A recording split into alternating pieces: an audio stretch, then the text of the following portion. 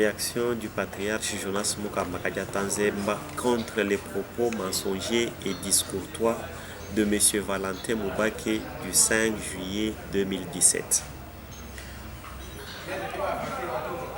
M. Valentin Mubake affirme haut et fort que le président guinéen, son Excellence Alpha Condé, avait échangé avec le patriarche Jonas Mukamba. Et à cette occasion, il aurait dit à M. Christian Lusakweno que le patriarche Jonas Mukamba serait de père guinéen et de mère RD congolaise. Par rapport à cette fausse affirmation, je dois vous dire le contraire. Le contraire, c'est que le président de la République de Guinée, son Excellence Alpha Condé, président en exercice de l'Union africaine, n'a jamais échangé avec le patriarche Jonas Mukamba Kadiata Nzemba sur quoi que ce soit, encore moins sur l'actuelle crise politique en RDC. En plus, ce n'est même pas du patriarche qu'il parlait. Par contre, lors de son entretien avec M. Christian Lusakweno de Top Congo FM, pour illustrer les bonnes relations amicales et historiques qui existent entre son pays, la Guinée-Conakry, et la République démocratique du Congo, il a pris deux exemples. Il s'agit de l'envoi des troupes guinéennes au Congo en 1960, au moment des troubles nés de l'indépendance, et le cas de l'un de ses collaborateurs, Jonas Mukamba, de père guinéen et de mère RD congolaise. Jonas Mukamba, dont il a parlé, est plutôt l'homonyme du patriarche Jonas Mukamba Kadiata Nzemba, lequel porte les noms de Jonas Mukamba Kadiata Diallo et travaille actuellement dans une institution attachée ou dépendante de la présidence de la République de Guinée-Conakry. Vous savez vous-même, chers compatriotes, qu'en Afrique et dans beaucoup de provinces de la RDC, plusieurs amis et autres connaissances du patriarche ont donné les noms de Mukamba Kadiata Nzemba Jonas à leurs enfants, et ce pour plusieurs raisons. Quant à notre patriarche, il demeure congolais de père et de mère. 2.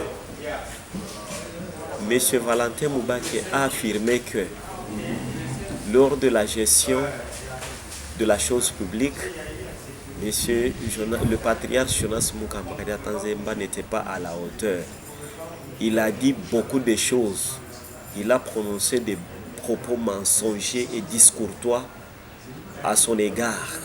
Mais contre tous ces mensonges, nous devons éclairer l'opinion en disant que quant au bien-être de la population en rapport avec la gestion de la chose publique, M. Valentin Mubake doit retenir que le bien-être de la population est et reste l'unique cheval de bataille du patriarche Jonas Mukamba Kadiata Nzemba. Dès son jeune âge, à ce jour, il milite pour un tel combat. Partout où il a géré la chose publique, tous les rapports parlent et parleront davantage à sa place, car à cet effet, les hommes passent, mais les institutions restent, dit-on. Sa gestion de la MIBA est une preuve parmi tant d'autres. Et les travailleurs de la minière de Bakwanga, ainsi que les Congolais de bon sens, en savent quelque chose, d'où le surnom de PAD Jonas Mukamba Sukisa. 3.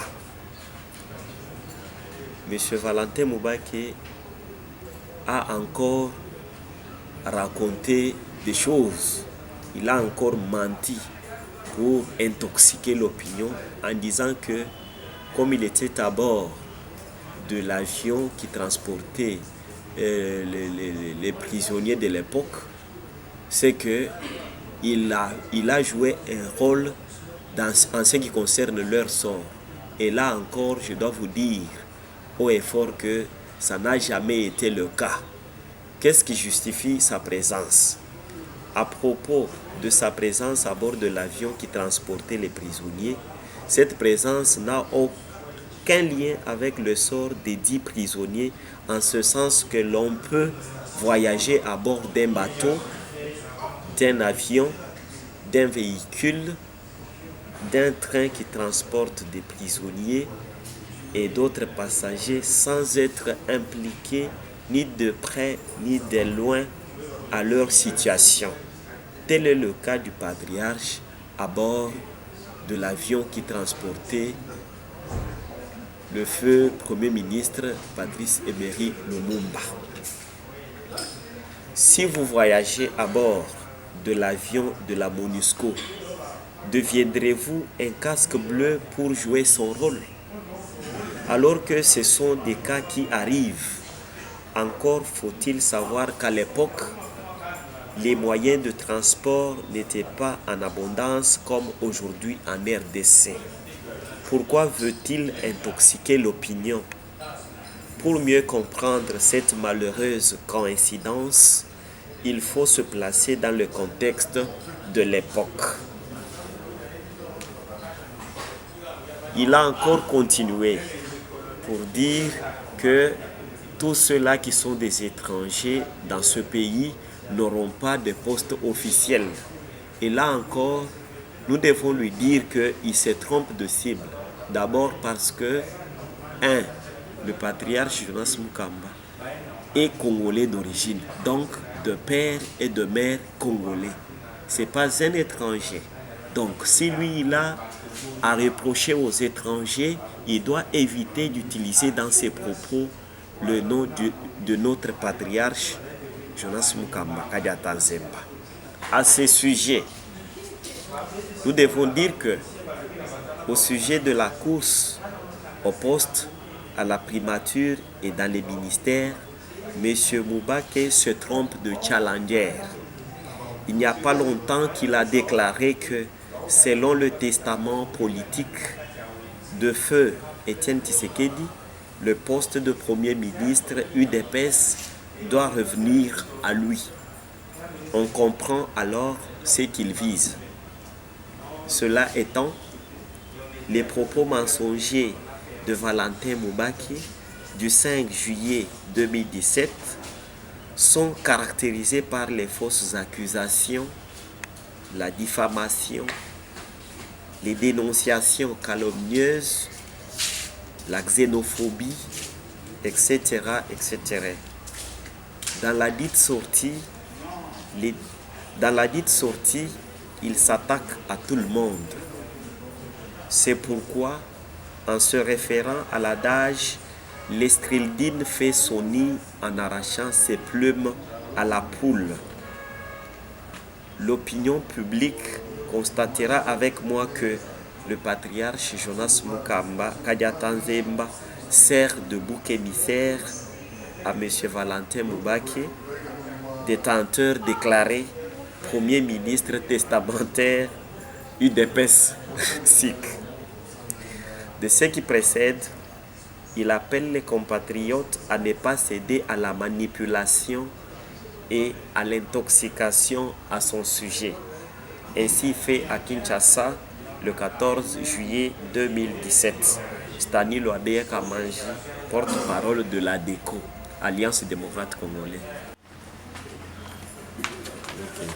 Nakoloba na lingala po bakongolais nyonso tu na bandeko na biso nyonso bakoka comprendre lokuta oyo mwana mboka Valentin Moubake abukaki na sorti na ye ya le 5 juillet 2017 akoseli patriarche Jonas Mukamba Kadiata Nzemba makambo ebele. Na nyonso wana tolobi ete lokola s'adresser na bandeko na biso bana mboka biso pe il faut tokoka koloba vérité po bakoka komelisa bana mboka lukuta te. Il faut bosolo bozala na kati ya maloba na biso na oyo nyonso tu tozali kosala, ezala politique, ezala makambo kilikili. Mwana mboka Valentin Mubaki alobaki na micro ya Top Congo FM ya Christian Lusakweno, balobaki ete président ya Guinée Conakry alobaki ete Jonas Mukamba kadi atanzemba azalaka de père guinéen et de mère congolaise. Tokoloba que le patriarche Jonas Mukamba atikala kosolola na Alpha Condé oya Guinée Conakry te. Ata na oyo etali crise politique oyo toza nango na mboka na mokolo ya lelo batikala kosolola yango te. Mais mwana mboka Valentin Mubaki akoseli ye alobi basololaki na ye yango wana na micro ya Christian Lusakweno oyo ya Top Congo. Président Alpha Condé en sa qualité ya président ya Guinée na président en exercice ya Union africaine alobaki ete tosolaki na Mukamba kadi atanzemba oyo azali de père guinéen et de mère RD congolaise. Eza lukuta. Jonas Mukamba oyo babanda kolobela balobi yango mpona nini? Ya liboso oyo balobeli yango eza tango batuni mutuna oyo etali eta ya relation entre Guinée Conakry na mboka na biso RDC. Yango wana président ya Guinée Conakry alobi ete ba relation na biso ezalaka malamu. Alobi na kozwa exemple mibale. Ya liboso etali kotindama ya troupe ya mboka nanga na RDC na mokolo ya trouble oyo eutaki na indépendance wana tozalaki na 1960. Mpona kolakisa ete ba relation wana eza historique et amical, alobaki ba guinéen babali ba congolaise. Tokolobaka ya Jonas Mukamba oyo aza de père guinéen et de mère RD congolaise. Jonas Mukamba bazali kolobela aza patriarche Jonas Mukamba kadi atanzemba te. Azali moko ya bandoyi ya patriarche Jonas Mukamba kadi atanzemba oyo azali kuna aza de père guinéen et de mère RD congolaise. Na minute oyo aza moko ya bakambi ya ba institution oyo ezo travailler étroitement na présidence de la République de Guinée. Yango wana tokoyebisa ndeko Valentin Mubaki ke Jonas Mukamba o balobeli wana aza Jonas Mukamba kadi ata Diallo. Aza Jonas Mukamba kadi ata Nzemba te. Aza ndoyi ya oyo ozali ko attaquer na ba propos na yo ya le 5 juillet 2017. Il faut oyeba et puis bande ko na biso nyonso to ba congolais ba yeba que na rang ya patriarche Jonas Mukamba batu nyonso to ba yebiye baninga na ye ebele ba collègue na ye batu kilikili bapesa bana na bango kombo na ye et pratique o ezali pratique na biso ya Afrique na ba province na biso pe ebele ya mboka batu kilikili bapesi Jonas Mukamba patriarche na biso oyo kombo na bandako na bango. Est-ce que tokoloba lelo oyo soki balingi balobela Jonas Mukamba ya États-Unis yo lobi akomi américain, soki balobeli Jonas Mukamba ndoyi na ye ya Burkina Faso yo lobi aza Burkinabe, balobeli même ndoyi na ye ya Brazzaville yo lobi aza Congolais d'en face te. Wana ozobosa na culture na biso bantu même na cadre ya ba relation amical oyo ezalaka na kopesa camarade nanga kombo ezala azao étranger azala ya wapi mais tant que biso tozalaka na ba relation na biso ya kitoko na koloba en mémoire ya relation wana na pesa mwana nanga kombo ya moninga nanga moko. Est-ce que ilingi koloba mwana nanga akomi étranger te? Est-ce que ilingi koloba ke mwana oyo elingi koloba ke nga nakomi mutu ya mboka wana te? Donc nakoleka po na éclairer opinion. Patriarche Jonas Mukamba kadi atanzemba aza de père et de mère congolais, aza ya awa, aza mwana mboka Congo RDC, aza mutu ya libanda te. So na ba o bayebi ye place bakundi papa na ye na mama na ye eza na mboka na ye. Donc soki alingi tokokoma na ye kuna, soki akei na ndenge na ye bakoyebisa ye ke eza nde na village ya bakwaka mwana. Donc place bakundi papa ya patriarche Jonas Mukamba kadi atanzemba na mama na ye. Tango biso tokendaka na ye tomonaka akendaka kuna omoni asambeli na tombe ya bapara na ye eyebani kobuka lokuta te. Ya mibale mwana mai azoloba ye tango abanda ko gérer a gérer bien te tellement que aza mutu ya libanda a détruire mboka eza lukuta a détruire mboka te. Place nyonso to asalaka ba rapport ezoloba yango moko na place na ye. Preuve ezali na miba parmi makambo kilikili asala na miba eza clair. Bapesa ye na surnom ya Jonas Mukamba Sukisa. Elingi koloba te ke azali a travailler ki bien te. Bomoni même tango alongwe na miba ti lelo oyo ba travailleur na ba congolais kilikili oyo baza na bon sens bazolela ye kuna, mais bazolela pona nini? Po asalaki musala malamu. Azalaki ambassadeur na Soudan, na Uganda, na Italie, na Suède, na Londres, place kilikili gouverneur ya province orientale ya Sud Kasai ya Équateur, place nyonso to asala musala bilembo ezali ba rapport ya malamu ezali. Elingi koloba nini?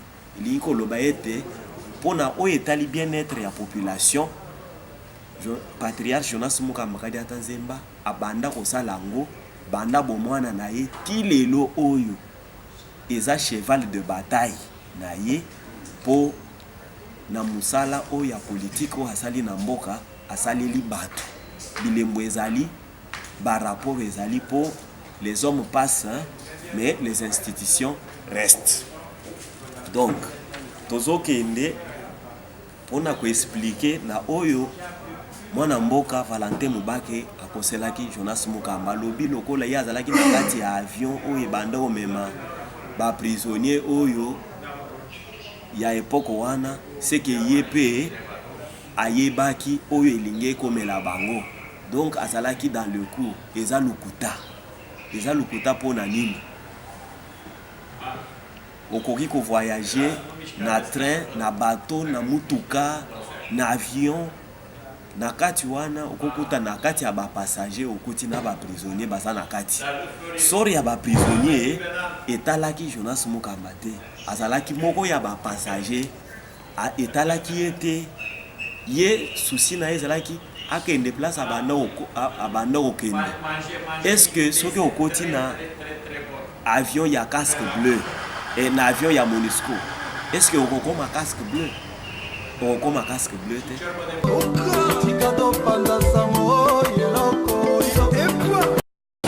Lokola na uti kolobango awa mwana mboka Valentin Mubake alobi oyo nyonso azali étranger akoki kozwa poste na mboka na biso Congo te. Yango wana na uti koyebisa bino ba compatriote nyonso tu bisika nyonso bozali na yebiso bino